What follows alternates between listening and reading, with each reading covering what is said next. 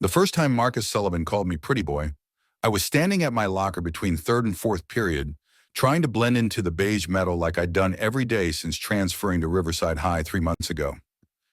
I heard his voice before I saw him, that deep, mocking baritone that somehow carried over the hallway chaos without him ever needing to shout.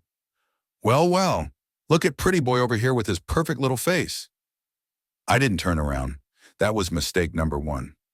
His hands slammed against the locker beside my head, and suddenly Marcus was there. 6'2" of linebacker muscle and calculated menace, his breath smelling like the energy drink he always carried. His friends, Tyrell and Brandon, formed a wall behind him, blocking me from the stream of students who suddenly found reasons to look away. "I'm talking to you," Marcus said, his voice dropping to something almost conversational. That's what made him different from the usual bullies I'd encountered. He didn't need volume. He had presence. I finally looked at him. Marcus had the kind of face that photographs well: strong jawline, clear brown skin, eyes that probably made girls write his name in their notebooks. But up close, there was something else there, something hungry. "My name's Adrian," I said quietly. "Not pretty boy." Marcus smiled, and it didn't reach his eyes. "Nah, I think pretty boy suits you better. With that face of yours, bet you spend more time in the mirror than my sister." He reached out and actually touched my cheek with one finger, and I flinched. "Smooth. You moisturize, pretty boy? Maybe we should mess up that perfect skin a little." "Leave him alone, Marcus." The voice came from behind them, and I saw Marcus's expression shift, annoyance flickering across it before he turned. The crowd had parted for her without even seeming to realize it. Sienna Rodriguez, student council vice president, captain of the debate team, and according to the whispered conversations I'd overheard, Marcus Sullivan's on-again, off-again girlfriend. She stood there with her arms crossed, her dark hair pulled back in a ponytail, wearing an expression that suggested she was used to being obeyed. "Oh, this doesn't concern you, Sienna," Marcus said, but his tone had changed. Softer, almost pleading. "It concerns me when you're acting like a thug in the middle of the hallway," she shot back. "We talked about this." Something passed between them, some private conversation happening in glances and micro-expressions that I couldn't decode. Finally, Marcus stepped back, raising his hands in mock surrender. "Sure, babe, whatever you say." He looked back at me and his smile had changed, colder. "See you around, pretty boy. Real soon." They left, the crowd dissolving like it had never existed, and suddenly it was just me and Sienna standing there in the fluorescent light. "Thank you," I said. She studied me for a moment, and I couldn't read her expression. "Don't thank me. I didn't do it for you. I did it because Marcus is better than this, even if he doesn't always remember it." She paused. "You're new, so you don't know how things work here yet. But here's some advice. Stay away from Marcus. He's going through some things right now, and you don't want to be his outlet." "I wasn't trying to." "Doesn't matter what you were trying to do. You're on his radar now. Just keep your head down." She walked away before I could respond, and I stood there feeling like I'd just survived something without fully understanding what it was. That night at dinner, my mom asked how school was going, and I said fine like I always did. Fine was easier than explaining. Easier than watching her face crumple with worry the way it had back in Seattle, before we moved here to her hometown for a fresh start. Before she knew that fresh starts don't exist when you carry your problems with you like extra luggage. My mom, Sarah Chen, looked tired in a way that seemed permanent now. She'd aged 5 years in the last one, ever since my dad left. Not just left, vanished. One day he was there, managing his investment firm and taking calls in his study, and the next day he was gone with half our money and all our stability. The FBI was still looking for him. Financial crimes, they'd said, securities fraud, embezzlement, words that felt too big and official to attach to the man who taught me to ride a bike. "How's the new job?" I asked, trying to shift her focus. She brightened a little. "Good, actually. The firm is smaller than what I'm used to, but the people are nice. And you know what? My old high school friend Lisa works there. Lisa Morrison, well, Lisa Chen now. Can you believe we married men with the same last name?" Small world. I nodded, pushing food around my plate. The house we were renting was small, a two-bedroom cottage on the edge of town that my mom said had character. What it had was creaky floors, a bathroom where the shower never got properly hot, and neighbors who played their music too loud on weekends. But it was what we could afford now, in our post-dad reality. "Adrian," my mom said softly, and I looked up. "I know this has been hard, the move, the new school, everything, but it's going to get better, I promise." I wanted to believe her. I really did. The next day, Marcus found me in the cafeteria. I was sitting alone, which wasn't unusual. I'd learned that making friends required a kind of energy I didn't have anymore. He slid into the seat across from me without asking, setting down his tray with deliberate care. "We got off on the wrong foot yesterday," he said, and his voice was different, friendly almost. "Sienna said I was being a jerk, and she's right. I was. So I wanted to apologize." I stared at him, trying to process this shift. "Okay. See, the thing is, I've been under a lot of pressure lately. My dad, he's got these expectations, you know? Football scholarship, perfect grades, be the man of the house since my brother." He trailed off, shaking his head. "Doesn't matter. Point is, I took it out on you, and that wasn't cool."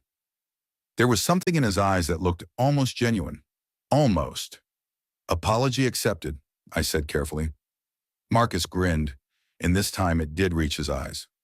"Great. So we're good?" "Because I was thinking, you're new here. Probably don't know many people. I could show you around, introduce you to some folks, make this transition easier." Every instinct I had was screaming that this was a trap, but another part of me, the lonely part that missed having friends, missed feeling normal, wanted to believe him. "Sure," I heard myself say. "That would be nice." Over the next 2 weeks, Marcus Sullivan became something I never expected. A friend. He introduced me to people, included me in conversations, even invited me to sit with his group at lunch. Tyrell and Brandon were still standoffish, but they followed Marcus's lead. In Sienna watched the whole thing with an expression I couldn't quite read. I learned things about Marcus during those weeks. His father, Raymond Sullivan, owned 3 auto dealerships across the county and had a reputation for being ruthless in business and even more ruthless at home. Marcus's older brother, Devin, had been a football star who died in a car accident 2 years ago. Marcus wore his number, 44, like a memorial. The family never talked about it, Marcus said. His father pretended Devin had never existed, and his mother had checked out emotionally, spending most of her time volunteering at the church. "That's why I act out sometimes," Marcus told me one afternoon when we were shooting baskets behind the gym. "It's like I'm angry all the time, and I don't even know what I'm angry at. My dad for being who he is, my brother for leaving, myself for not being good enough to fill his shoes." I passed him the ball. "You don't have to fill anyone's shoes. You just have to be yourself." He laughed, but it was bitter. "Easy for you to say, pretty boy. You don't have a legacy weighing you down." The nickname had stuck, but coming from him now, it sounded almost affectionate. That should have been my warning. The shift happened on a Friday. Marcus invited me to a party at Brandon's house. His parents were out of town, the usual setup. I hesitated, but my mom had been after me to put myself out there, so I agreed. The party was exactly what I expected. Too loud music, too many people crammed into too small spaces, the smell of cheap beer and cheaper cologne. I stayed on the edges, nursing a soda and watching Marcus hold court in the center of it all. He was magnetic when he wanted to be, drawing people in with stories and jokes, his arm around Sienna's waist. Around midnight, he found me on the back porch. "Having fun?" he asked, and there was something off about his smile. "Yeah, it's good." "Good." He leaned against the railing beside me. "You know, Adrian, I've been thinking. You and me, we're a lot alike." "How so?" "We both know what it's like to have fathers who disappointed us, to feel like we're playing roles instead of living lives." He paused. "Except there's one difference." "What's that?" His smile widened. "You're still pretending everything's fine. I stopped pretending a long time ago." Before I could respond, Tyrell appeared in the doorway. Marcus, man, you gotta come see this. Brandon found your dad's old yearbook, and you won't believe what he looked like. Marcus clapped me on the shoulder. Be right back, pretty boy. Don't go anywhere. I should have left then. Should have called my mom, made up an excuse, gotten out. But I didn't. 20 minutes later, Marcus found me again. Except this time Tyrell and Brandon were with him, and the energy had shifted. There were more people on the porch now, forming a loose circle, and I realized with creeping dread that I was at the center of it. So Adrian, Marcus said, his voice carrying that edge I recognized from our first encounter. I've been telling everyone here about your dad, the great David Chen, international fugitive. How's it feel knowing your old man's probably sipping cocktails in some country without extradition, while you and your mom struggle in this dump of a town? The porch went silent, except for the muffled bass from inside. Marcus, don't! Sienna's voice cut through, and I saw her pushing toward us through the crowd. But Marcus ignored her. I mean, it's kind of poetic, right? Pretty boy over here with his perfect face and his perfect manners. But underneath, he's the son of a thief, a criminal. Wonder if it runs in the family. Something in me snapped. At least my father didn't drive his own son to an early grave. The words were out before I could stop them, and I saw Marcus's face change. The mask slipped, and what was underneath was pure rage. What did you just say? Marcus, he didn't mean it. Sienna was there now, trying to get between us, but Marcus pushed past her. No, let him explain. Let pretty boy explain what he knows about my brother. I'm sorry, I stammered. I shouldn't have. You shouldn't have what? Said the truth? That's what you think? That my father killed Devin? Marcus's voice was rising now, and the crowd was pressing in. You know what I think? I think you're exactly like your father. A coward who runs his mouth and then runs away when things get real. That's enough, Sienna shouted, but no one was listening to her. Marcus grabbed my shirt, pulling me close. You want to know the real reason I befriended you? Because the moment I saw you with your perfect face and your sad little story, I knew you were exactly the kind of person who deserves to be knocked down a peg. You think you're better than everyone else walking around with that wounded bird routine, but you're just another fake. Let him go, Marcus, a new voice, and the crowd parted for a tall black man in his 40s, wearing a security uniform. He had Marcus's eyes. Uncle T, Marcus said, but he didn't let go of me. Let him go. The man, Uncle T, didn't raise his voice, but there was steel in it. Marcus released me with a shove that sent me stumbling back. This isn't over, pretty boy. Not even close. Party's over, Uncle T announced to the crowd. Everyone out, now. The porch cleared in minutes, people scattering like cockroaches when the lights come on. I found myself alone with Uncle T, who studied me with an expression that was hard to read. You okay, son? I nodded, not trusting my voice. What's your name? Adrian. Adrian Chen. Something flickered in his eyes. Chen, your mother, Sarah Chen. Yes, sir. He was quiet for a moment. You tell your mother Thomas Sullivan says hello. We went to high school together. Long time ago. He paused. And Adrian? Stay away from my nephew. Whatever game he's playing, you don't want to be a piece in it. I left the party in a daze, walking the 2 miles home because I couldn't bring myself to call my mom. The night air was cold, and I had time to think about how spectacularly I'd messed up. About how I'd let myself believe that Marcus Sullivan actually wanted to be my friend. When I got home, my mom was still awake, reading in the living room. How was the party? She asked. Fine, I lied, and went to my room before she could see my face. The weekend passed in a blur of anxiety. I kept expecting Marcus to text me, to call, to show up at my door. But there was nothing, just silence. On Monday, I almost called in sick, but my mom had a big presentation at work, and I couldn't add to her stress. So I dragged myself to school with a sense of impending doom. Marcus was waiting at my locker. But he wasn't alone. Standing next to him was a man who could only be his father, Raymond Sullivan. Tall, impeccably dressed in a suit that probably cost more than our monthly rent, with Marcus's features aged into something harder, colder.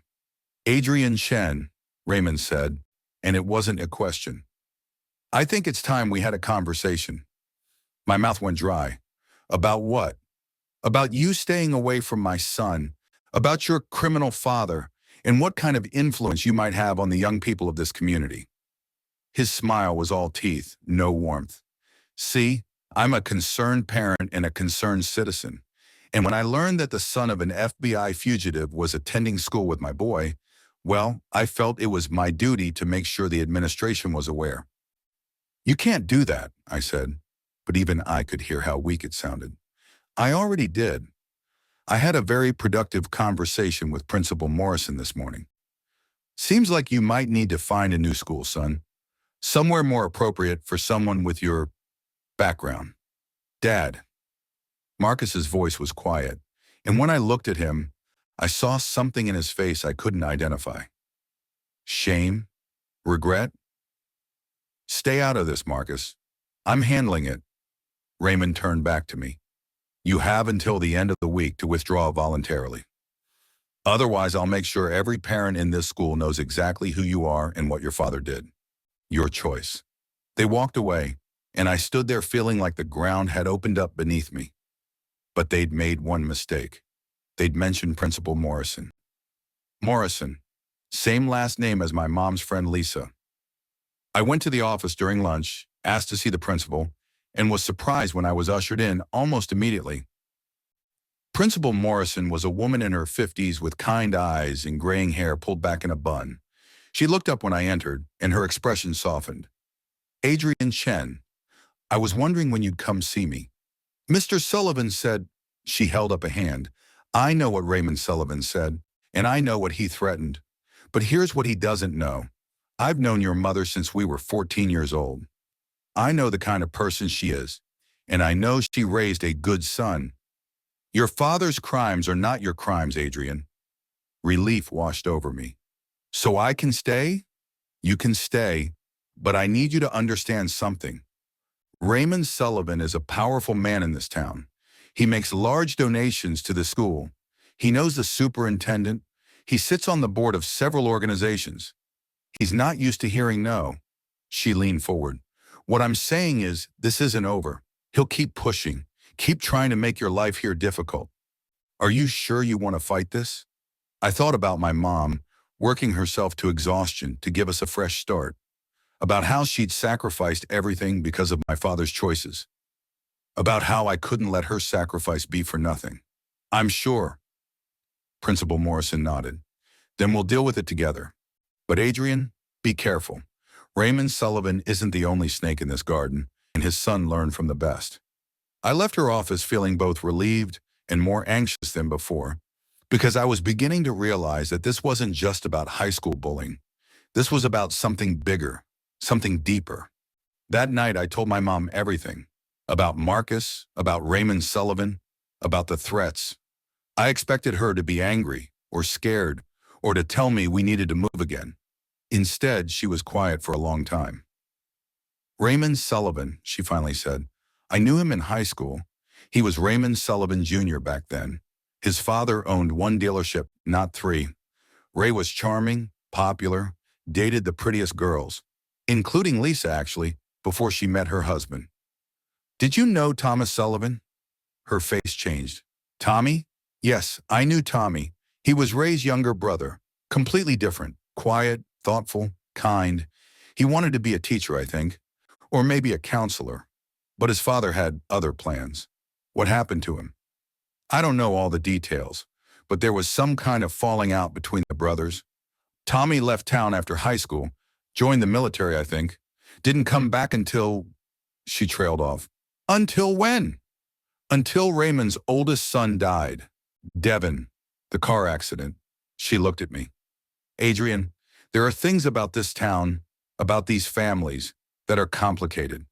Old wounds that never healed. You getting caught up in this, it's not just about you and Marcus. It's about history repeating itself. What does that mean? She shook her head. I don't know yet, but I'm going to find out. The next day, Marcus didn't show up to school. Neither did Sienna. Rumors flew through the hallways. They'd broken up. She'd broken up with him. His father had sent him to military school. No one seemed to know the truth. I was at my locker after school when I heard footsteps behind me. Adrian. I turned to find Sienna standing there, and she looked different. Tired. Her eyes were red like she'd been crying. "Can we talk?" she asked. We ended up in the library in a corner where no one could overhear us. "Marcus isn't coming back to school this week," she said. "His father pulled him out, said he needs to focus on football and getting his head straight." "Because of me?" "No, because of me." She took a breath. "I broke up with him. After the party, after seeing how he treated you. I couldn't do it anymore. I kept making excuses for him, telling myself he was just under pressure, just going through a rough time. But the truth is, Marcus has been getting worse for months, and I've been enabling it." "What do you mean worse?" Sienna looked down at her hands. "The anger, the outbursts, the way he manipulates people, makes them think they're his friend and then turns on them. I thought I could fix him, you know? I thought if I loved him enough, supported him enough, he'd become the person I knew he could be. But you can't fix someone who doesn't want to be fixed." "Why are you telling me this?" "Because you deserve to know the truth. Marcus didn't befriend you randomly. He planned it. He saw you as a project, someone he could build up and tear down to make himself feel powerful. And I knew about it. I knew from the beginning, and I didn't stop him." Her voice cracked. "I'm so sorry, Adrian. I should have warned you, should have done something, but I was too worried about protecting Marcus to protect you."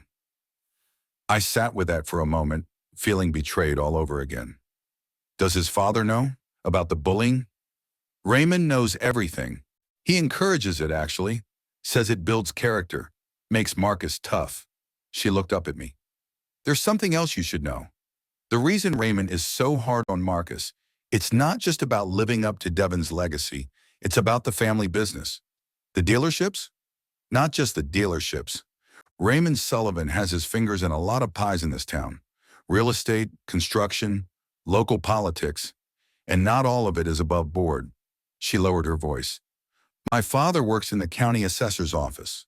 He's seen things, documents that don't add up, properties that sell for way undervalued to Sullivan companies, contracts that go through without proper bidding. But no one says anything because Raymond has too much power. What does this have to do with Marcus? Marcus is supposed to take over the empire eventually. After football, after college, he's supposed to come back and run the family business. But Marcus doesn't want that. He wants out, and that's what the fighting is really about.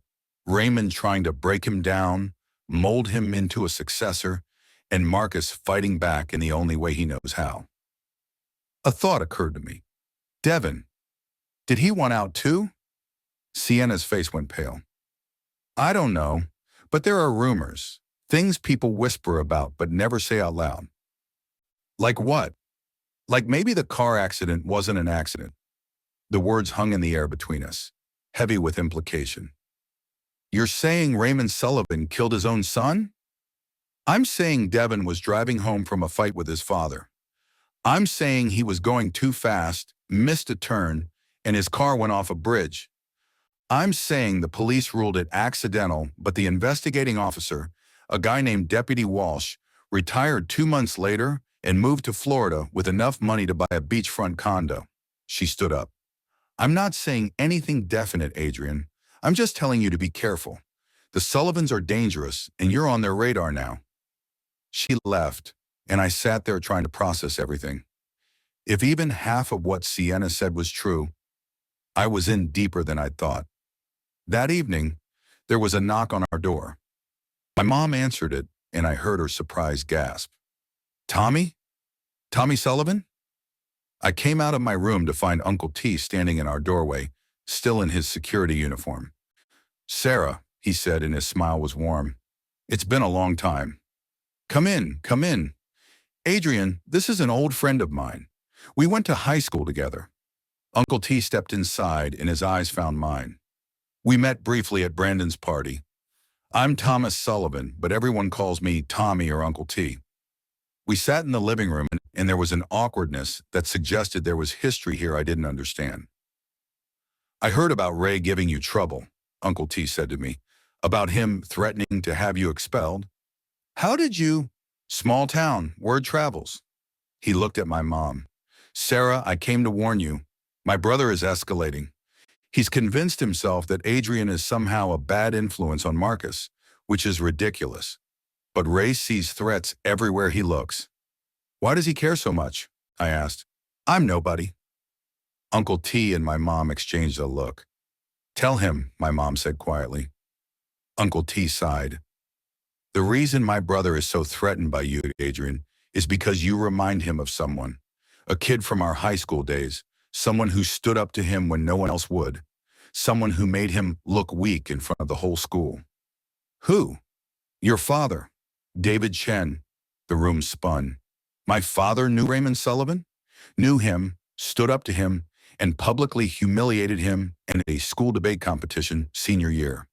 Ray was arguing for some policy, I don't even remember what, and your father demolished his arguments in front of the entire student body. Made Ray look foolish. Ray never forgot it, Uncle T leaned forward. When your father's crimes made national news, Ray was thrilled. Couldn't stop talking about how the great David Chen had fallen. And now you're here, in his town, friends with his son. It's like history repeating itself, and Ray can't stand it. I looked at my mom. Did you know about this? I knew they had history. I didn't know the details. She turned to Uncle T. Is that why you're here? To warn us? Partially, but also to tell you that there are people in this town who remember things differently than Ray does. People who remember what our family used to be like, before my father's ambition poisoned everything. He paused. I want to help, however I can. Why? I asked. Marcus is your nephew. Marcus is also a victim in all this. He's being molded into something he doesn't want to be, and I've watched it happen without doing enough to stop it. Uncle T's voice was heavy with regret. My oldest nephew is dead. I won't stand by and watch Ray destroy another son. We talked late into the night, Uncle T sharing stories about the Sullivan family that painted a picture far more complex than I'd imagined. How Raymond Sullivan Sr. had built his business empire through ruthless tactics and political connections. How he'd raised his sons to compete against each other, pitting Raymond Jr. against Thomas in everything. How Thomas had refused to play the game and left town, losing his inheritance and his family's approval. I only came back when Devin died, Uncle T said, because someone needed to be there for Marcus, and it wasn't going to be Ray. But I was too late. The damage was already done. After he left, I lay in bed thinking about legacy and history, about patterns that repeat across generations, about how my father's crimes had followed me across the country, and how Raymond Sullivan's ambitions were crushing his own son. The next morning, I found a note in my locker. Type, no signature. Meet me at the old Henderson warehouse on Route 9. Tonight at 8. Come alone. I have information about your father. M. and Sir Marcus. Every logical part of my brain said this was a trap, but there was something else, a desperate need to know what Marcus knew about my father, what connection there might be that I didn't understand. I went. The Henderson warehouse was an abandoned building on the outskirts of town, the kind of place teenagers used for parties and other activities they didn't want adults knowing about. My mom's car rumbled over the gravel parking lot, and I saw a single figure standing in the doorway. Marcus. He looked different, thinner somehow. The cocky confidence that usually surrounded him like armor was gone, replaced by something rawer. You came, he said. You said you had information about my father. I lied. He stepped forward into the light from my headlights. I needed to talk to you without my dad monitoring everything I do, without Sienna trying to mediate, without anyone else in the way. I should have gotten back in the car, should have driven away. But something in his voice stopped me. So talk. Marcus ran a hand over his face. I need your help. Of all the things I'd expected him to say, that wasn't it. My help? I'm trapped, Adrian. My father has my whole life planned out. Football scholarship to his alma mater, business degree, come back and run the dealerships. And if I don't follow the plan, he'll destroy me, just like he destroyed Devin. Sienna told me there are rumors about your brother's death. They're not rumors. Marcus's voice was flat. Devin wanted to go to art school. Can you imagine? The great Devin Sullivan, football star, wanted to paint. My father said no. They fought. Devin drove off angry and he swallowed hard. My father never shed a tear at the funeral, never acknowledged that his ambitions killed his own son. He just transferred all those expectations onto me. Why are you telling me this? Because you're the only person who might understand. Your father destroyed your life too, didn't he? Made choices that you have to live with. I wanted to argue, to say my situation was different. But was it? What do you want from me? I asked. I want you to help me get out. There's money, Devin's trust fund. My father can't touch it, but I can access it when I turn 18 in 3 months. Enough money to disappear, start over somewhere else. He met my eyes, but I can't do it alone. My father watches everything, my bank accounts, my phone, my email. He has people everywhere. But you're new. You're not on his radar in the same way. If you help me, I can pay you. Enough to help your mom, get her out of that rental, start fresh somewhere he can't find you. It was tempting. God, it was tempting. Why would I trust you? After everything you did? You shouldn't. I don't deserve your trust. Marcus's voice cracked. But I'm desperate, Adrian.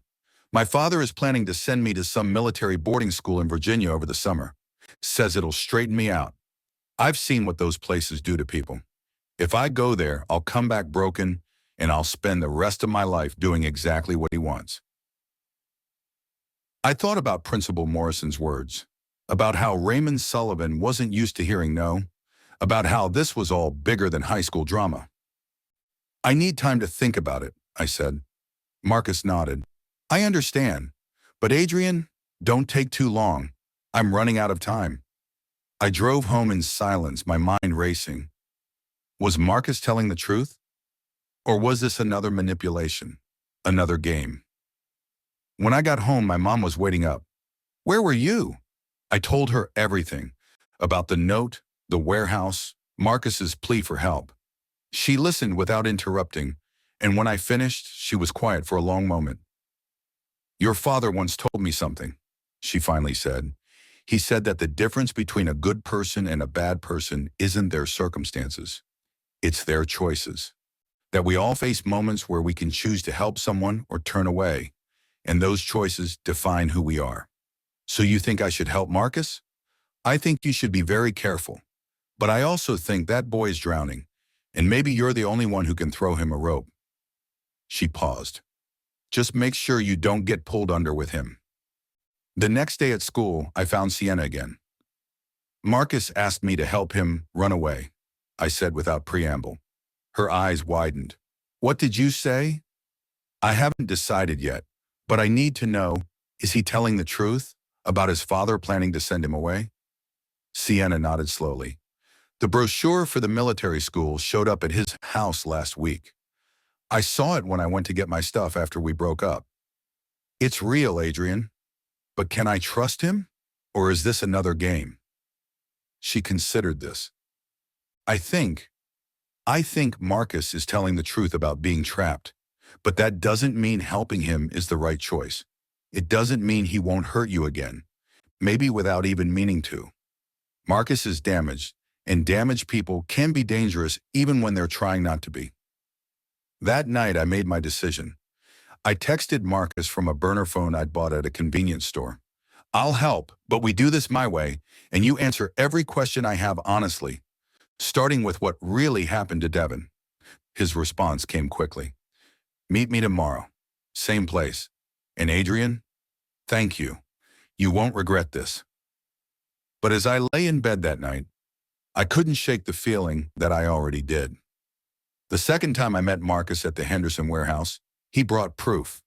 A leather journal, worn at the edges, with Devin Sullivan's name embossed on the cover. My brother kept a diary, Marcus said, handing it to me carefully, like it was made of glass. I found it hidden in the attic 6 months after he died. My father doesn't know it exists. I opened it to a random page. The handwriting was neat, precise, dated 3 weeks before Devin's death. Father and I had another fight today.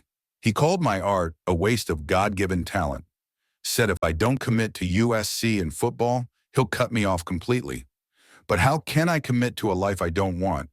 How can I spend the next 4 years destroying my body for a sport I don't even love anymore, just to make him proud? Marcus asked me today why I don't just leave. You're 18, he said. You can do whatever you want. But he doesn't understand. None of them do. Father doesn't just have my college fund. He has leverage over everyone I care about. Mom's volunteer work at the church, funded by Father's donations. Uncle Tommy's security job, Father got him hired. Even Melissa's scholarship to art school was arranged through Father's connections. If I leave, he'll destroy them all just to punish me. I'm not trapped by money. I'm trapped by love. I looked up at Marcus. Who's Melissa? Devin's girlfriend. She moved away after he died. Couldn't stand to be in this town anymore. She's at RIS now, Rhode Island School of Design. He paused. She doesn't know I have this journal. No one does except you. I flipped to the last entry, dated the night Devin died. I told Father tonight that I'm going to art school, that I already applied to RIS-D and got accepted with a full scholarship. They wanted me enough to pay for everything, which means I don't need his money. I thought he'd be angry. I was prepared for angry, but instead he just smiled and said, "You'll come around. Everyone does eventually." Then he poured himself a scotch and told me about his brother, Tommy, about how Tommy also thought he could escape. But family has a way of pulling you back. I'm writing this from my car. I can't be in that house right now. I need to drive, to think, to figure out what his words mean. Why did he smile? Why wasn't he angry? Father is never calm when he doesn't get his way. It's making me paranoid. Like he knows something I don't. Like he's already 10 steps ahead, playing a game I don't even understand the rules to. The entry ended there. 3 hours later, Devin's car went off Harper's Bridge. The police report said he was going 95 miles per hour, Marcus said quietly. Said he lost control on the turn. But Devin drove that road every day for 3 years. He knew every curve, every pothole. In his car, they found the brake lines had been cut, cleanly, professionally, not wear and tear. Jesus, did you tell the police? My father is the police in this town. The sheriff, the deputies, the investigators. They're all on his payroll in one way or another. Uncle Tommy tried to push for a real investigation, but he got stonewalled. That's when we knew for sure. Marcus's hands were shaking. My father murdered my brother, and everyone just covered it up. I sat down on a crate trying to process this. Why are you trusting me with this? Because I need someone on the outside, someone my father can't control or threaten. He met my eyes, and because I checked up on your dad, my spine stiffened. What do you mean? I mean I hired someone, a private investigator, to look into David Chen, use some of Devin's trust money. I needed to know who you really were before I trusted you. He pulled out a folder from his backpack. Your father didn't just embezzle money from his firm, Adrian. He embezzled it from specific clients. Want to guess who one of those clients was? My mouth went dry. Your father. $10 million, funneled through shell companies and offshore accounts. My father was using your father's investment firm to hide money from the IRS, to wash cash from his less-than-legal business ventures. Your dad figured it out, took the money, and ran. He didn't just commit securities fraud, he committed theft from a criminal operation. The room spun. Why didn't your father report him? Because then he'd have to explain where that 10 million came from. And more importantly, he'd have to admit that someone got the better of him. Raymond Sullivan doesn't admit weakness. Marcus leaned forward. Don't you see? This is bigger than high school bullying. Your father took my father's money. My father killed my brother. We're both victims of the same man, just in different ways. That's why he's so threatened by me, I said slowly. It's not just about my father humiliating him in high school. It's about the money. And it's about revenge. My father is patient. He'll wait years if he has to, but he always gets even. Marcus pulled out his phone. That's why I need your help. I've been planning this for months, but I can't execute it alone. Here's what I'm proposing. Over the next hour, Marcus laid out his plan. It was intricate, carefully thought out, and absolutely insane. He wanted to access Devon's trust fund, transfer the money to offshore accounts, and then disappear. But he also wanted to expose Raymond Sullivan's criminal enterprise in the process. Documents, recordings, evidence that would bring his father down. "It's not enough for me to escape," Marcus said. "He'll just find me and drag me back. The only way I'm free is if he's in prison." "This is dangerous," I said. "If your father finds out, he'll kill us both." "I know. That's why we have to be perfect." He pulled out a thumb drive. "I've been copying files from my father's home office for 6 months. Bank records, contracts, communications. But I need more. I need access to his personal computer, his safe, his phone. And I can't do that alone. Why not just go to the FBI? Give them what you have? Because what I have isn't enough. My father is smart. Everything is deniable. Everything has plausible explanations. I need concrete proof, something even his lawyers and his connections can't explain away." He paused. "And because once I turn this over, there's no going back. My family will implode. My mother will be devastated. Uncle Tommy will be implicated. I need to make sure it's worth it." I thought about my mom, working herself to exhaustion, about how my father's crimes had upended our lives, about how Raymond Sullivan represented everything wrong with the people who have power and no conscience. "If I help you," I said slowly, "I have conditions. 1, my mom doesn't get involved. She's been through enough. 2, if this goes wrong, you don't throw me under the bus. We're in this together or not at all. And 3, you tell me everything. No more lies, no more manipulation." Marcus extended his hand. "Deal." We shook on it, and I felt like I'd just signed a contract in blood. The plan started small. Marcus arranged for me to be invited to a study group at his house. His father liked to project the image of Marcus being a serious student, so he couldn't object. In reality, it gave me access to the Sullivan house.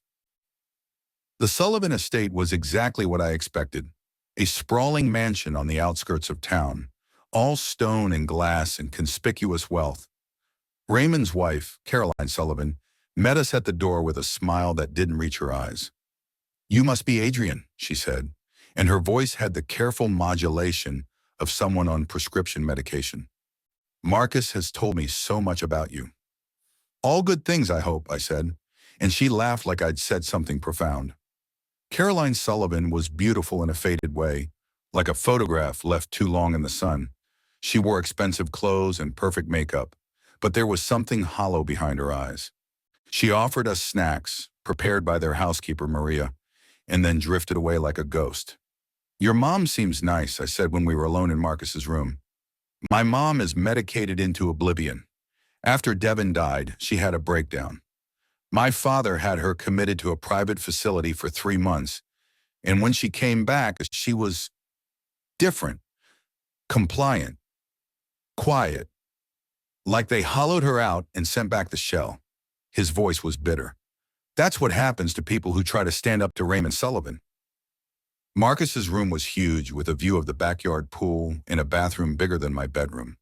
But it felt sterile, like a hotel room. The only personal touches were photos of Devon.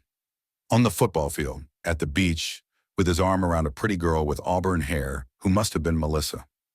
"My father's office is downstairs," Marcus said, pulling out a layout of the house. "He works from home on Fridays.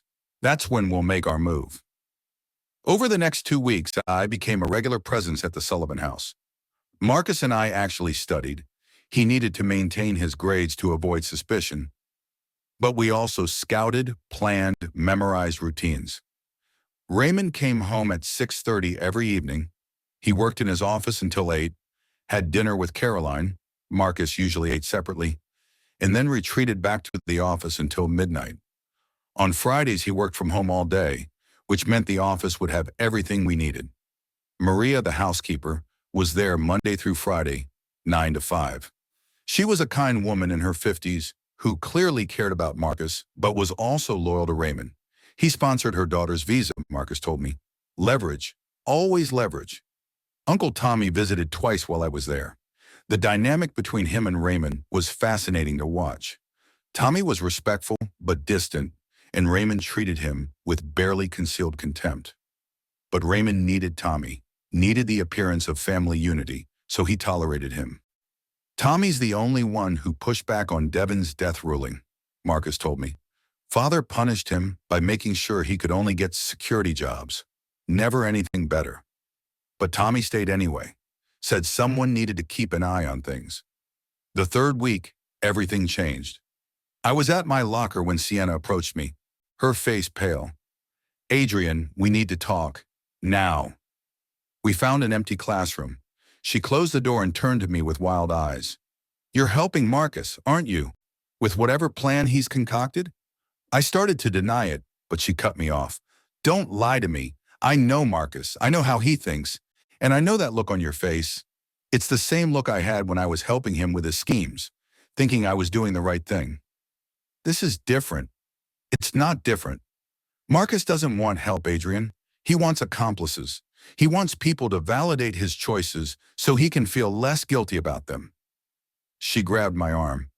"Whatever he's planning, it's going to blow up. And when it does, you'll be collateral damage. He's trying to escape his father, to expose what Raymond did to Devon." Sienna's face crumpled. "Oh, God.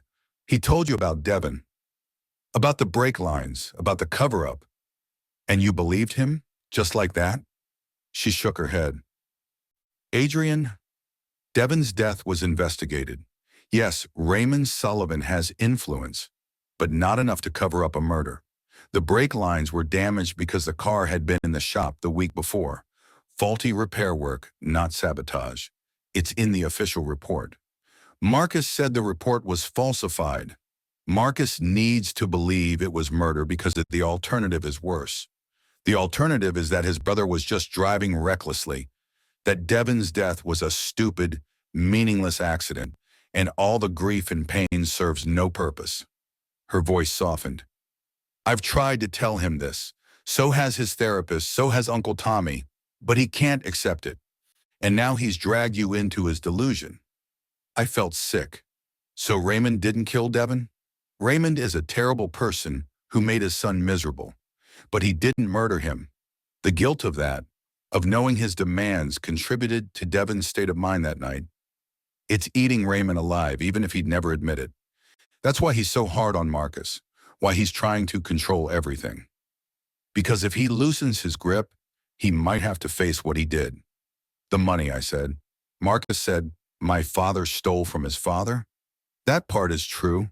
Raymond was using your dad's firm to hide assets. But Adrian," she hesitated, "Marcus isn't planning to expose his father. He's planning to steal what's left of that money and disappear. He's using the expose story to get you on board, but what he really wants is access to his father's accounts." The pieces clicked into place. The trust fund story, the evidence collection, all of it. "He's been playing me. He's been playing everyone. It's what he does when he's backed into a corner." Sienna's eyes were sad. "I tried to change him, Adrian. I really did. But Marcus only changes masks, not character." I left school early, claiming I was sick. My mom was still at work, and I sat in our tiny living room trying to figure out what to do. Had Marcus been lying about everything? Or was Sienna the one lying, trying to protect Raymond Sullivan for reasons I didn't understand? There was only one way to find out. That evening, I went to see Uncle Tommy. He lived in a small apartment above a hardware store downtown, and he answered the door in sweatpants and an old military t-shirt. "Adrian, this is unexpected. I need to know the truth about Devon's death." He studied me for a long moment, then stepped aside. "Come in." Uncle Tommy's apartment was sparse but neat, military habits, I guess, and we sat at his small kitchen table, and he made coffee neither of us drank. "What did Marcus tell you?" he asked. I laid it all out. The brake lines, the cover-up, Raymond's involvement. Uncle Tommy listened without interrupting, and when I finished, he sighed heavily. Marcus wants his brother's death to have meaning, to be part of a larger story where Raymond is the villain and Devon is the martyr. But the truth is messier than that. He pulled out a file box from under his bed. These are copies of the police reports, the autopsy, the investigation. I made them before Deputy Walsh retired, before the originals could disappear. Read them yourself. I spent an hour going through the documents. Sienna was right. The brake lines had been damaged, but by a mechanic's error at a local shop, not sabotage. Devin had been going 95 miles per hour, had alcohol in his system, not enough to be legally drunk, but enough to impair judgment, and had missed the turn. There were witnesses who'd seen him driving erratically. It was a tragic accident, nothing more. "Why didn't you tell Marcus?" I asked. "I did, multiple times.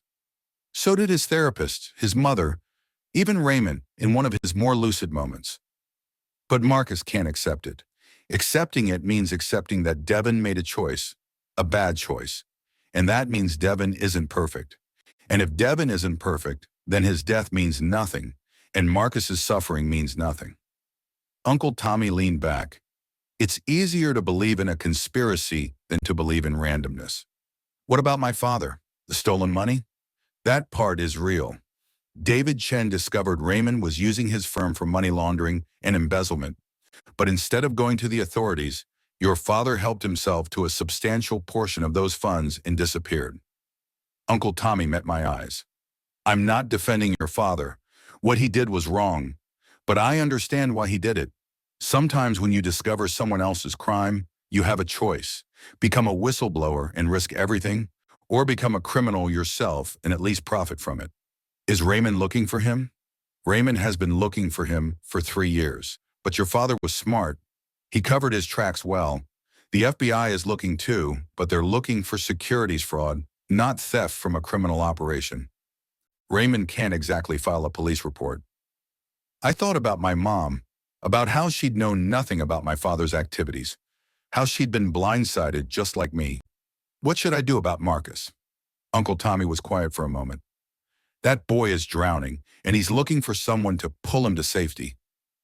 But the thing about drowning people is they'll pull you under without meaning to. You have to decide if you're willing to risk that. You're his uncle. Why don't you help him?" "Because I've tried. For 2 years I've tried. But Marcus doesn't want help. He wants validation. He wants someone to tell him his anger is justified. His plans are righteous. His father is evil. And Raymond is terrible, don't get me wrong. But he's not the cartoon villain Marcus needs him to be. He's just a broken man who broke his sons in turn." I left Uncle Tommy's apartment with more questions than answers. But one thing was clear. I needed to confront Marcus. The next day, I met him at the warehouse again. "I talked to Uncle Tommy," I said without preamble, "about Devin, about the real police reports." Marcus's face went carefully blank. "He showed you the fake ones." "Stop. Just stop lying." My voice was harder than I'd intended. Devin's death was an accident. A horrible, tragic accident. Your father didn't kill him. You don't know that. I read the reports. I saw the evidence. The brake lines were damaged by a mechanic, Marcus. There were witnesses. It was an accident. So what? Marcus's voice rose. So my father didn't cut the brake lines himself? That doesn't make him innocent. He drove Devin to that point. He made my brother so desperate to escape that he was drinking and driving 95 miles per hour. That's murder too, just a slower kind. He wasn't entirely wrong, but he wasn't entirely right either. What about your plan? To expose your father? Marcus looked away. That's still happening. No, what's happening is you're planning to steal money from your father's accounts and disappear. Sienna told me. Sienna doesn't know anything. She knows you, Marcus, better than anyone. And she knows you're not doing this for justice. You're doing this for revenge. I stepped closer. I get it. I understand wanting to hurt the person who hurt you. But this isn't the way. Then what is the way, Adrian? Tell me, since you have all the answers. Should I just accept my fate? Go to military school, become the son my father wants, spend my whole life being someone I'm not? His voice broke. Devin couldn't do it, and it killed him. I'm not strong enough to do it either. Then leave. Actually leave. You're 18 in 2 months. Access your trust fund legally. Go to college somewhere far away. Build a life he can't touch. He'll never let me go. He can't stop you. You're not a prisoner, Marcus. The bars are in your head. I paused. And maybe some of those bars are there because you don't actually want to leave. Because as long as you're fighting your father, you have a purpose, an identity. What happens when you win? Marcus stared at me, and I saw something crack in his expression. Fear. Raw, undisguised fear. I don't know who I am without this fight, he whispered. Every thought I have, every choice I make, it's all defined by him, by what he wants and what I want to deny him. If I leave, if I'm free, who am I then? It was the most honest thing he'd ever said to me. I don't know, I admitted. But maybe that's something you figure out by living, not by planning the perfect escape or the perfect revenge. We stood there in the dusty warehouse, two teenagers carrying weight too heavy for our shoulders. I can't help you steal from your father, I finally said, but I'll help you leave, properly, legally, without destroying yourself in the process. Marcus nodded slowly. Okay, let's do that. I wanted to believe him, I really did. But 2 days later, I got a call from my mom at work. Her voice was shaking. Adrian, the FBI is here, at the house. They have questions about your father. My blood went cold. I'm coming home. No, stay at school. I'll handle this. But Adrian, they're asking about the Sullivan family, about Raymond Sullivan. They want to know if your father ever mentioned him. After she hung up, I called Marcus. No answer. Texted him. Nothing.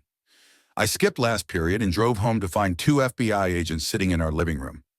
Agent Ramirez and Agent Park, they introduced themselves. They were polite, professional, and utterly terrifying.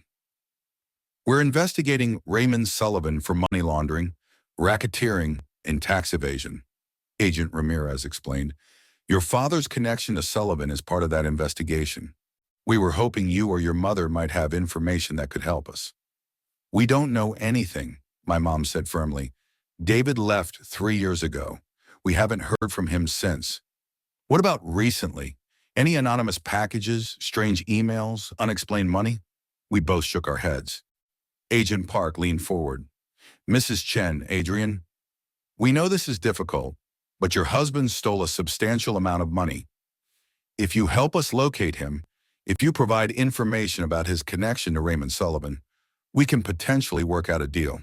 Reduce charges, maybe even immunity. We don't have any information, I said. After they left, my mom and I sat in stunned silence. Why now? She finally asked. Why are they investigating Raymond Sullivan now? I had a sinking feeling I knew exactly why. That evening, Marcus finally called me back. Did you go to the FBI? I demanded. I had to. My father found out about the money I was taking from Devon's trust fund. He was going to have me arrested for theft. I needed leverage. So you gave them information about your father, about the money laundering? Not just that, I gave them everything. Documents, recordings, evidence of his whole operation. They raided his office this afternoon, took his computers, his files, everything. Marcus's voice was strange, flat. It's done, Adrian. I burned it all down. Jesus, Marcus. Don't lecture me. You were right, okay? I needed to make a choice, so I made one. My father is going to prison, and I'm going to be free. But he didn't sound free. He sounded terrified. Where are you? Uncle Tommy's place. I'm staying here until things settle down. He paused. My mom, she's not taking it well. She's back in the hospital. I'm sorry. Don't be. This is what had to happen. What should have happened years ago. He laughed, but it was broken. You know what the funny thing is? I thought I'd feel different. Victorious or relieved or something. But I just feel empty. We talked for a few more minutes, but there wasn't much to say. Marcus had made his choice, and now we'd all have to live with the consequences. The fallout was spectacular. Raymond Sullivan was arrested the next day. The charges kept piling up. Money laundering, tax evasion, bribery, witness intimidation.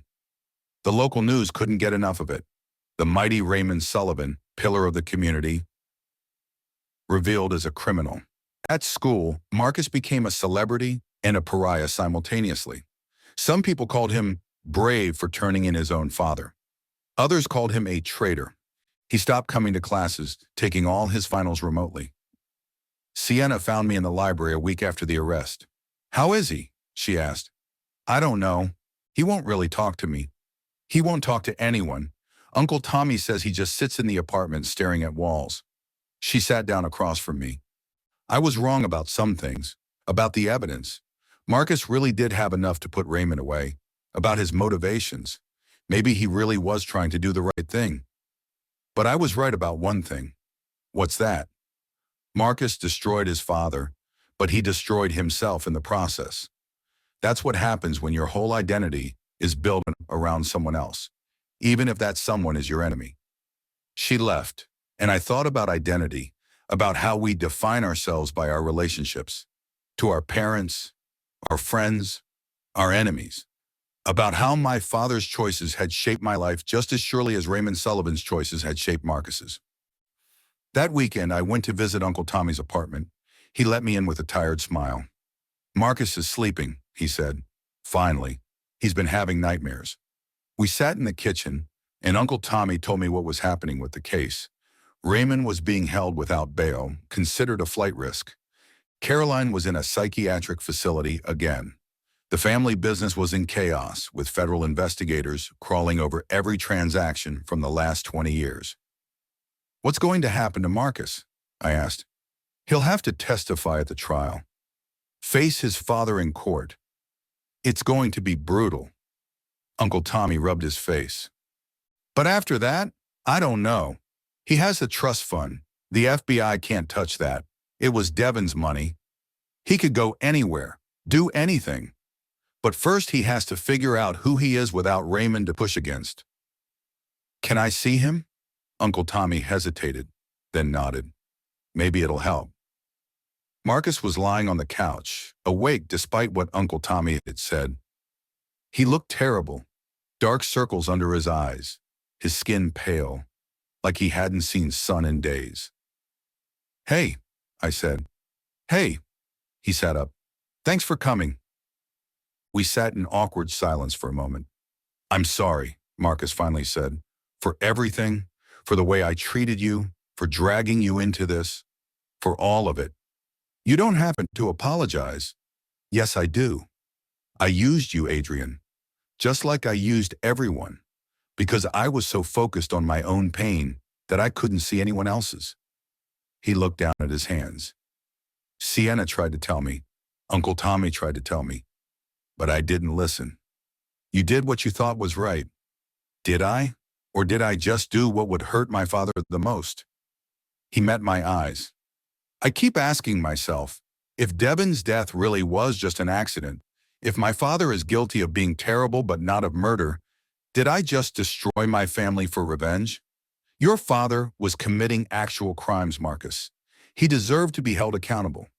Maybe. But what about my mom? What about the people who work for his dealerships, who are losing their jobs now? What about the charities he supported, the scholarships he funded? I destroyed all of that too." His voice cracked. "Devon wanted to leave, but he couldn't because he loved people and he didn't want them hurt. I'm not like Devon. I burned it all down and everyone be damned." I didn't know what to say to that. "My therapist says I need to stop thinking in terms of heroes and villains," Marcus continued, "that people are more complicated than that. But it's hard, you know? It's hard to accept that my father can be both a criminal and someone who loved his sons, that Devon can be both a victim and someone who made bad choices, that I can be both right to turn my father in and wrong about almost everything else. What are you going to do now?" "Testify. Make sure he goes to prison." "Then, I don't know. Uncle Tommy says I should go to therapy, really go, not just show up to sessions and lie like I did before. Figure out who Marcus Sullivan is when he's not defined by the Raymond Sullivan." "That sounds like a good plan." He laughed bitterly. "Does it? Because I'm terrified, Adrian. What if there's nothing underneath? What if I'm just anger and trauma and manipulation, and without those things, I'm nobody? Then you build someone new, from scratch. Isn't that what people do when they hit bottom? They rebuild. Is that what you're doing? Rebuilding after your dad left? I considered this. I think so. Some days better than others. We talked for another hour, and it felt different than our previous conversations. More honest, less performance. When I was leaving, Marcus stopped me at the door. Adrian, thank you for not giving up on me, even when you should have. That's what friends do. Are we friends after everything? I thought about it. I don't know what we are, but we're something. It was the most honest answer I could give. The trial started in late spring. I didn't attend, I wasn't called as a witness, and my mom thought it would be too much stress. But I followed it in the news, watched Marcus's face on TV as he testified against his father. Raymond Sullivan looked smaller in his prison jumpsuit, less commanding. He stared at Marcus during the testimony, and I wondered what he was thinking, whether he felt betrayed or whether he'd seen this coming all along. The prosecution's case was airtight. Marcus's evidence, combined with what the FBI had found in their raids, painted a picture of systematic criminal activity spanning 2 decades. Raymond Sullivan was convicted on all counts and sentenced to 25 years in federal prison. The day of the sentencing, Uncle Tommy called me. Marcus wants to see you. Can you come over? I found Marcus sitting on Uncle Tommy's tiny balcony, staring out at the town. It's over, he said without looking at me. My father's going to die in prison. Caroline is never getting out of the hospital. The family business is being sold off piece by piece to pay restitution and legal fees. He finally turned to me. I won, Adrian, so why do I feel like I lost? Because winning isn't always what we think it'll be. Profound, but he smiled a little. Uncle Tommy is selling his apartment, moving back into the family house to take care of it. Says it shouldn't sit empty, especially since legally it's mine now. It was in my mother's name. The FBI couldn't touch it. He asked if I want to stay there. Do you? God, no. That house is full of ghosts. He paused. I'm leaving. Going to California. Melissa, Devin's girlfriend. She said I could crash with her for a while. Figure things out. She's been through this too. Losing Devin, dealing with my family. Maybe she can help me understand how to grieve properly. That sounds good. Yeah. He stood up. But before I go, I wanted to give you something. He handed me an envelope. Inside was a check. $25,000. Marcus, I can't. It's from Devin's trust fund. My father can't touch it. The FBI can't touch it. And I'm using it to fix some of the damage I caused. He held up a hand before I could protest. I know what I put you and your mom through. This is for her, to help with bills, to get out of that rental, to start over properly. It's not charity, it's restitution. I looked at the check, thinking about my mom's exhaustion, her worry, her sacrifices. Thank you. Thank you for being honest with me, for not just telling me what I wanted to hear. He extended his hand. Maybe in another life, we could have actually been friends. Maybe in this life too. Eventually, we shook hands, and it felt like an ending and a beginning all at once. Marcus left for California 2 weeks later. Uncle Tommy gave me updates occasionally. Marcus was in therapy, actually doing the work. He'd enrolled in community college, taking art classes of all things. Devin's legacy living on in a different way. The FBI's investigation expanded beyond Raymond Sullivan. They were following money trails, looking into connected businesses and associates. One of those trails led to my father. Agent Ramirez called my mom in June. We've located David Chen. He's living in Panama under an assumed name. We're working on extradition. My mom's face was unreadable. When? Could be months, could be years. These things take time.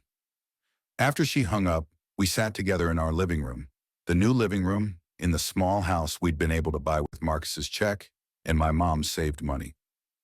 How do you feel? I asked. I don't know. Relieved? Angry? Sad? She looked at me. Part of me wants him to stay gone, to live with the consequences of his choices somewhere far away where we never have to face him. But another part wants answers, wants to ask him why. Maybe we'll never understand why.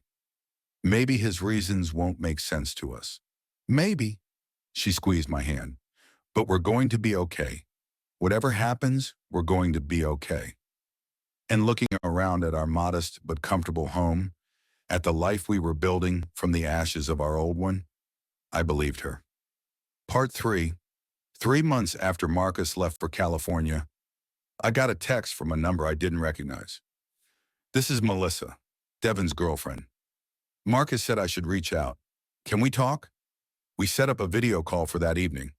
Melissa appeared on my screen with auburn hair pulled into a messy bun, paint-stained overalls, and the kind of exhausted but determined expression I recognize from my own mirror. Thanks for taking my call, she said. I know this is random, but Marcus has been talking about you a lot, and I wanted to meet the person who managed to be honest with him when no one else could. I don't know if I helped him or made things worse. You helped. Trust me. She shifted, and I could see an art studio behind her. Canvases everywhere. The organized chaos of creative work. Marcus is actually going to therapy now. Real therapy, not just telling some doctor what they want to hear. He's processing Devin's death, his father's abuse, all of it. It's brutal to watch, but it's necessary. How are you doing? I asked. You lost someone you loved too. Her face softened. Some days are better than others.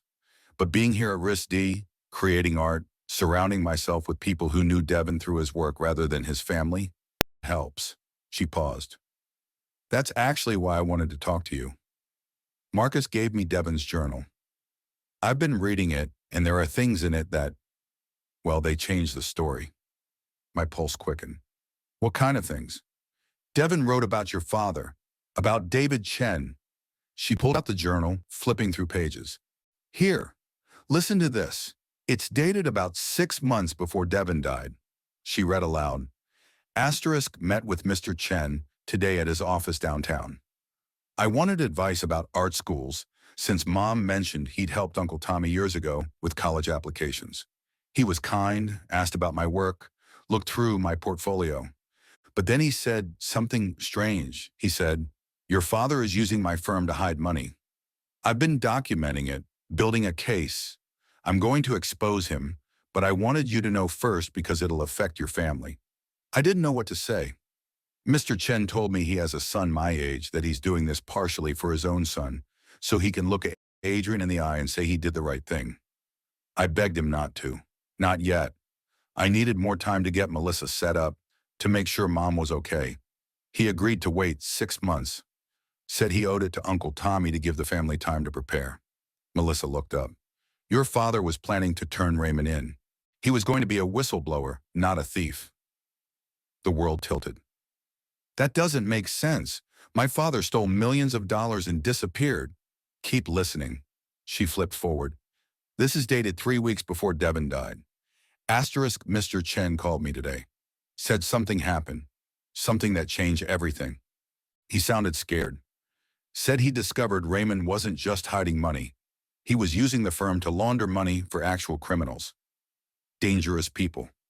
Mr. Chen said if he turns Raymond in now, these people might come after his family. After Adrian. He's thinking about taking the money instead, disappearing, drawing the danger away from his family. I told him there has to be another way, but he said sometimes there isn't. Sometimes you have to choose between doing the right thing and protecting the people you love. I couldn't breathe. My father didn't steal the money for himself. He stole it to protect us. I think he stole it to protect you specifically. And I think he tipped off the FBI anonymously about Raymond's crimes. That's how the investigation started years ago, before Marcus turned his father in. But your father couldn't stay to see it through because the people Raymond was working with would have killed him. And you. And your mother. Why didn't he tell us? Why didn't he explain? Maybe he thought you'd try to stop him. Or maybe he thought you'd be safer if you genuinely didn't know anything. Melissa's voice was gentle. I'm not saying what he did was right, Adrian. He still committed crimes. He still abandoned you. But his reasons were more complicated than anyone knew. After we hung up, I sat in my room trying to process this. My father, the man I'd hated for 3 years, the man I'd blamed for destroying our lives, had been trying to protect me, had made himself a fugitive to draw danger away from us? I needed to know more, needed to understand. I called Agent Ramirez. Adrian Chen. I was wondering when I'd hear from you. The criminals my father discovered. The ones Raymond Sullivan was working with. Who are they? There was a pause. I can't discuss ongoing investigations. Please. My father is sitting in Panama waiting to be extradited. He's going to spend years in prison for what he did. But if he was protecting us, if there was a real threat, don't I deserve to know? Another pause, longer this time. Then, have you heard of the Volkov organization? My blood ran cold. Even I'd heard of them. A Russian organized crime syndicate that operated across the Americas. Drug trafficking, human trafficking, money laundering on a massive scale. Raymond Sullivan was laundering money for the Volkovs. Sullivan was one small piece of a much larger operation. Your father discovered the connection by accident, some accounting irregularities that didn't make sense. When he dug deeper, he found out the Volkovs were using his firm to wash tens of millions of dollars. Agent Ramirez sighed. Your father came to us first, Adrian. 3 years ago, he walked into our field office and laid out everything he'd found. We told him to keep quiet, keep documenting, help us build a case. We promised we'd protect your family. Hey, what happened? Someone leaked. We still don't know who. Someone in our office or in local law enforcement. But the Volkovs found out David Chen was cooperating. We got credible intelligence that they'd put a hit out on him and his family. We tried to get you all into witness protection, but your father refused. Said he wouldn't let you and your mother live the rest of your lives in hiding because of his choices. My hands were shaking. So he took the money and ran. He took enough money to make it look like simple embezzlement, to give himself bargaining power with the Volkovs. Then he turned himself into them, claimed he'd stolen from the FBI investigation, offered to help them move their money offshore if they left his family alone. As far as we know, they accepted the deal. David Chen has been working for the Volkovs for the past 3 years, which is how we've been able to track their operations. He's been feeding us information through intermediaries. I felt like I'd been punched in the stomach. My father is an informant? Your father is a complicated man who made complicated choices. Some good, some terrible, all of them with consequences. Agent Ramirez paused. The extradition from Panama? That's not happening, Adrian. Your father is more valuable to us where he is. The story about extradition was cover, in case anyone was listening. We needed the Volkovs to think we were still hunting him. Does my mother know any of this? No, and you can't tell her. If the Volkovs suspect your father is working with us, they'll kill him and come after your family to send a message. After I hung up, I sat there trying to reconcile everything I'd believed with this new reality. My father wasn't a simple villain. He was a man who tried to do the right thing and gotten caught in circumstances beyond his control. Who'd sacrifice everything, his reputation, his family, his freedom, to keep us safe. But he was also a man who'd made the choice to work with criminals rather than face the consequences of his own actions. Who'd abandoned us without explanation, leaving us to pick up the pieces. People are complicated, Marcus had said, both right and wrong at the same time. I couldn't tell my mom, couldn't explain any of this without putting us in danger. So I carried it alone, this knowledge that changed everything and nothing simultaneously. School ended. Summer began. I got a job at a bookstore downtown, started saving money for college, applied to schools on the East Coast, far from this town and all its complications. Marcus checked in occasionally. He sent photos from California, beaches, art studios, a selfie with Melissa where they both looked exhausted but genuinely happy. He was taking classes, seeing a therapist twice a week, volunteering at a youth center teaching art to kids. Building a life that had nothing to do with Raymond Sullivan or football or living up to anyone's expectations. In July, Uncle Tommy called me. Caroline passed away, peacefully in her sleep at the facility. I attended the small funeral. Uncle Tommy, Marcus, who flew back for it, a handful of church ladies who'd known Caroline before she broke. Raymond wasn't allowed to attend. Prison regulations. After the service, Marcus and I stood at Caroline's grave while Uncle Tommy talked to the minister. She never really recovered from Devon's death, Marcus said quietly. And then when everything came out about my father, when she had to face what kind of man she'd been married to, it was too much. I'm sorry. Don't be. She's at peace now. Finally. He paused. I've been thinking about what you said, about people being complicated. You were right. My mom wasn't just a victim. She knew things about my father's business, chose to look away because it was easier than confronting it. But she also loved us in the way she knew how. Both things can be true. How's therapy going? Hard. Really hard. Turns out I have PTSD from years of psychological abuse, depression, anxiety, the whole DSM-5 greatest hits. He laughed, but it was more genuine than before. But I'm dealing with it. Actually dealing with it. Not just pretending. And Devon? I'm learning to remember him as he was. Complicated, flawed, but good. Not a saint, not a martyr. Just my brother who I miss. He looked at me. Melissa helped me finish going through his journal. Did she tell you what she found? About my father. Yeah. There's more. Devon wrote about his last conversation with your dad, about how Mr. Chen told him, sometimes the people we love make choices we don't understand because they're trying to protect us from truth we can't handle. Devon thought he was talking about Raymond, but looking back, Marcus trailed off. Your father knew he was going to have to disappear, and he was trying to prepare Devon for understanding that difficult truth. Did Devon understand? I think he was starting to. That's what the last entry was about, him trying to process that his father was a criminal, but also that it didn't make everything about their relationship a lie, that people can be both terrible and loving. Marcus's voice caught. I wish he'd had more time to work through it, more time to learn what I'm learning now, that you can love someone and still acknowledge they hurt you, that forgiveness doesn't mean forgetting or excusing. We stood there in silence for a while, two survivors of complicated families, learning how to carry our damage without letting it define us. Before Marcus flew back to California, he gave me something, a painting. It was abstract, all blues and grays and sharp lines, but somehow it captured something essential about grief and growth. I made it in class, he explained. It's called Pretty Boy, because that's what started all of this, isn't it? Me seeing you and deciding you were someone I could use to make myself feel powerful.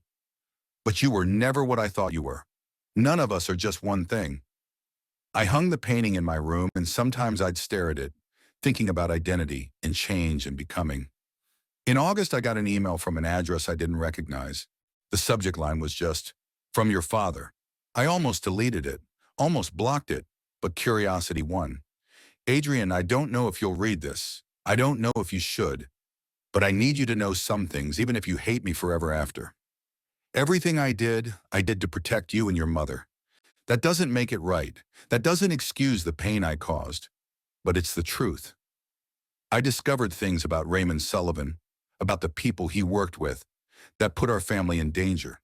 I had a choice: cooperate with the FBI and put you in witness protection for the rest of your life, or become someone else, someone who could negotiate with dangerous people from a position of strength.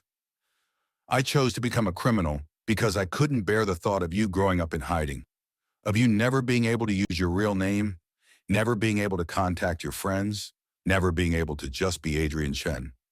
I'm working with the FBI now. I have been for years, helping them take down the people I initially ran from. It doesn't erase what I did, but maybe someday it'll balance the scales a little. I can't come home, even if the Volkovs are eventually taken down. I've committed real crimes. I'll face real consequences. But I need you to know, every day I'm here, I think about you. Wonder what kind of man you're becoming. Hope that you're better than I was. Your mother is a good person, the best person. She deserves better than I gave her. Take care of her, Adrian. And take care of yourself. I love you. I always have. Even when I had no right to. Dad. I read the email 3 times. Then I closed my laptop and went to find my mom. She was in the kitchen, making dinner and humming along to the radio. She looked happy, lighter than I'd seen her in years. "Mom, can we talk?" We sat at our small kitchen table, and I told her everything. About Devon's journal, about the Volkovs, about my father's impossible choice, about the email. She listened without interrupting, and when I finished, she was crying quietly. "I knew," she whispered. "Not the details, but I knew it was something like this. Your father was many things. Arrogant, ambitious, sometimes selfish. But he wasn't cruel. He wouldn't have left us without a reason. Agent Ramirez said we can't tell anyone, that it would put us in danger. Then we won't." She took my hands. "But Adrian, we can't let your father's choices control our lives anymore. We can know the truth, we can understand his reasons, but we still have to move forward. Build our own lives." "I know. Do you want to respond to his email?" I thought about all the things I wanted to say, all the anger and confusion and reluctant understanding. "Not yet. Maybe someday. But not yet." She nodded. "That's fair." That night I lay in bed thinking about fathers and sons, about the weight of legacy and the possibility of breaking free from it. Marcus was learning to be someone other than Raymond Sullivan's son. I was learning to be someone other than David Chen's son. Maybe that's what growing up was. Not becoming who your parents wanted you to be, or even rebelling against what they wanted, but finding out who you were underneath all those expectations and disappointments. Senior year started. I was elected to student council. Sienna's idea, she said I had unique perspective on institutional power dynamics, whatever that meant. I made actual friends, people who knew my history, but didn't define me by it. I even started dating. A girl named Jasmine from my English class who wrote poetry and didn't care about high school social hierarchies. Principal Morrison called me to her office in October. "I wanted you to know," she said, "that the district is implementing new anti-bullying protocols, mandatory reporting, intervention programs, counseling resources. A lot of it came from what happened with you and Marcus Sullivan. It made the school board realize we need better systems in place." "Good," I said. "That's good." "It is. But Adrian, I also wanted to tell you something. Thomas Sullivan came to see me last week. He's starting a foundation in Devon's name, scholarships for kids from difficult family situations who want to pursue art. He asked if you'd be willing to serve on the selection committee." "Hey, why me?" "Because you understand what it's like to have your life shaped by your parents' choices. Because you showed compassion to Marcus when you had every reason not to. Because you're exactly the kind of young person we need making decisions about who deserves help."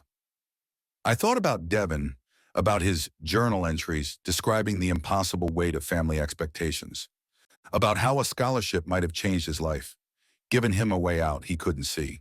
I'll do it. In November, I got accepted to Columbia with a partial scholarship. My mom cried happy tears for the first time in years. Marcus called to congratulate me. "New York, huh? That's perfect for you. Far enough away to start fresh, close enough to visit your mom. How's California?" "Good. Really good, actually. I'm applying to art schools for next year. Melissa thinks I have a shot at getting into some decent programs. And my therapist says I'm making real progress. Whatever that means. It means you're getting better."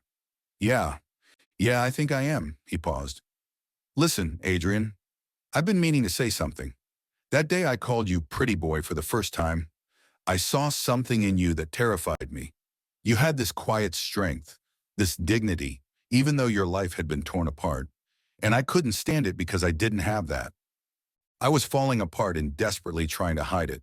And there you were, actually holding yourself together. I wasn't holding myself together. I was barely surviving. But you were surviving. And you were doing it without becoming cruel, without taking it out on other people. That's what I hated about you. That's what I needed to learn from you." His voice was thick. "Thank you for not giving up on me, even when I gave you every reason to." We saved each other, I think, in weird, complicated ways. Yeah, we did. In December, the FBI arrested 15 members of the Volkov organization in a coordinated raid across 3 countries. Agent Ramirez called to let me know my father was safe, relocated to a new position, where he'd continue working with law enforcement. Will I ever see him again? I asked. Someday, when it's safe, when the trials are over and the organization is fully dismantled. Could be years, but someday. I could live with someday. It was more than I'd had before. Christmas came. Uncle Tommy invited us to dinner at the Sullivan house. He'd renovated it, removed all the markers of Raymond's presence, turned it into something lighter. We ate with him and a few of Caroline's old church friends, and it felt like family in a way I hadn't expected. After dinner, Uncle Tommy pulled me aside. I got a letter from Raymond, from prison. What did it say?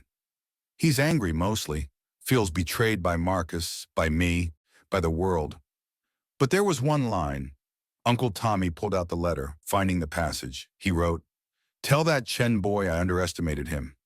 Tell him his father would be proud, even if he has no right to be." That's the closest thing to an apology Raymond Sullivan will ever give, Uncle Tommy said.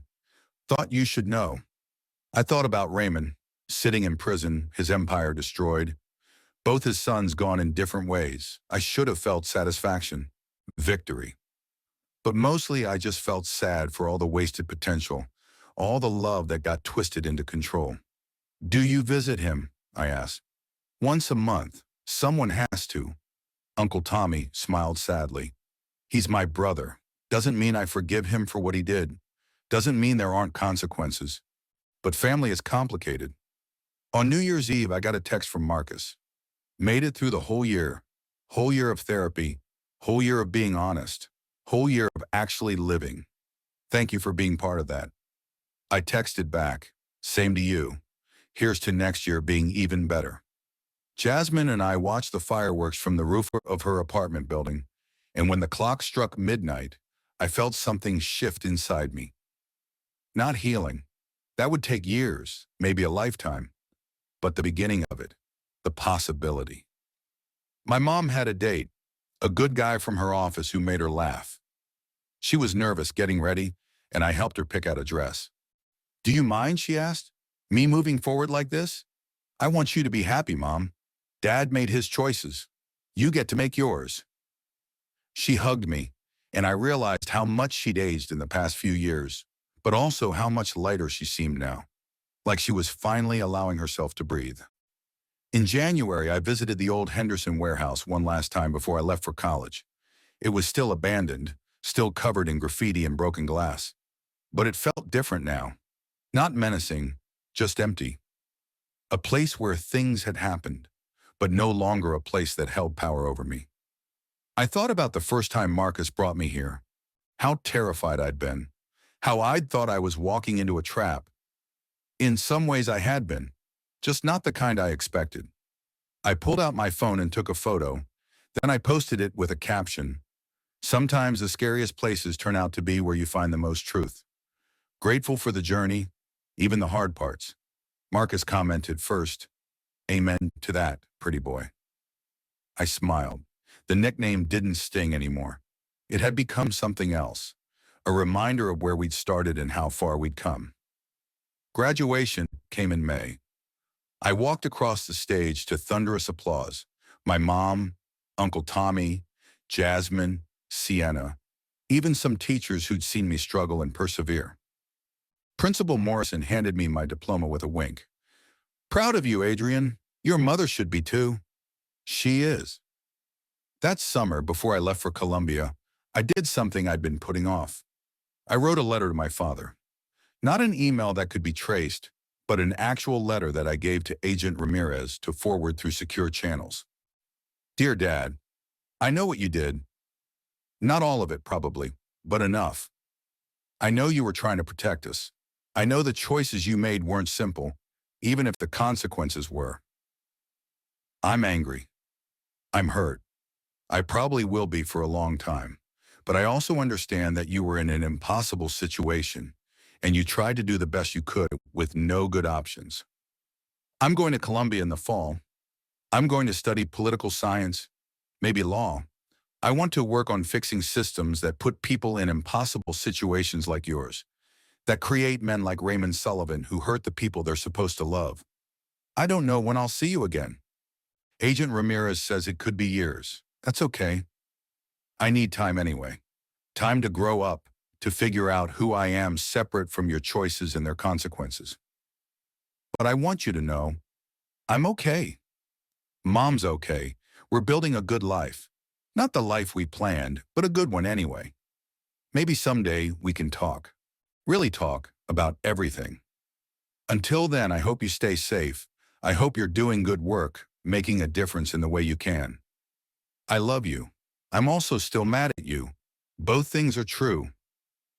Adrian, Agent Ramirez promised to get it to him. He'll appreciate this more than you know. The night before I left for New York, there was a knock on my door. I opened it to find Marcus standing there, backpack over his shoulder, looking nervous. Surprise, he said. I got into Parsons. I'm going to New York too. You're kidding. Dead serious. I know it's a big city. We'll probably barely see each other, but I thought maybe we could get coffee sometimes? Compare notes on starting over. I thought about refusing, about keeping distance, protecting myself. But I also thought about how far we'd both come, how much we'd both changed. Yeah, I said, let's get coffee sometimes.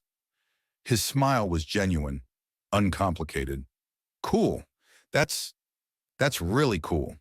We spent that last evening talking about the art school in Columbia, about therapy and healing, about our hopes for the future. And for the first time, it felt like an actual friendship.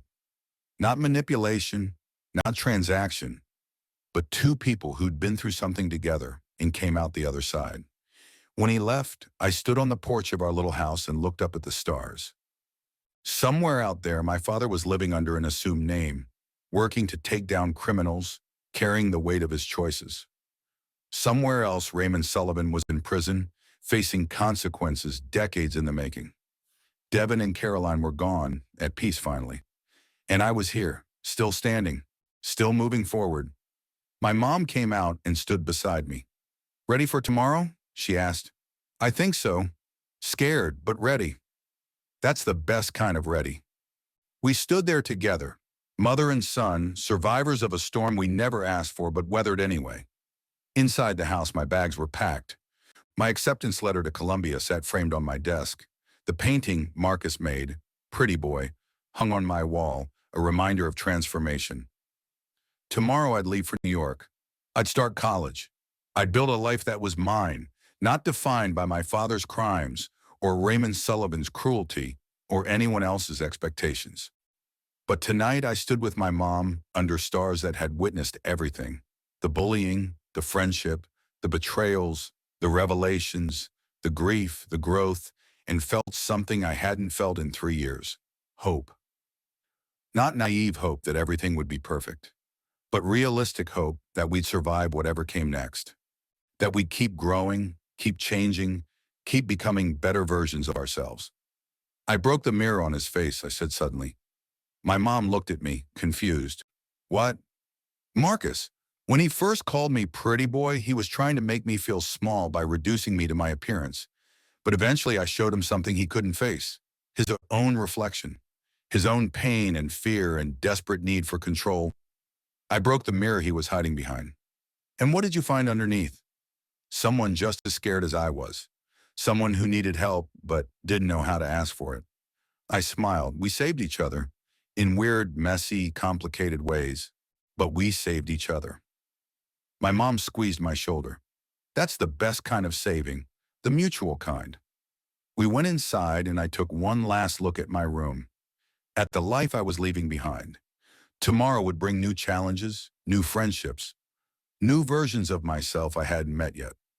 But tonight, I was just Adrian Chen, 17 years old, high school graduate, survivor of circumstances beyond my control, architect of a future I was finally ready to build.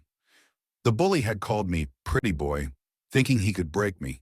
Instead, we'd broken together, and in the breaking found ways to rebuild ourselves into something stronger. That was worth all of it, the pain, the fear, the uncertainty. Because in the end, we weren't defined by what others called us. We were defined by what we called ourselves, and by the grace we showed each other when we were all at our worst. I turned off the light and went to sleep, dreaming of tomorrow.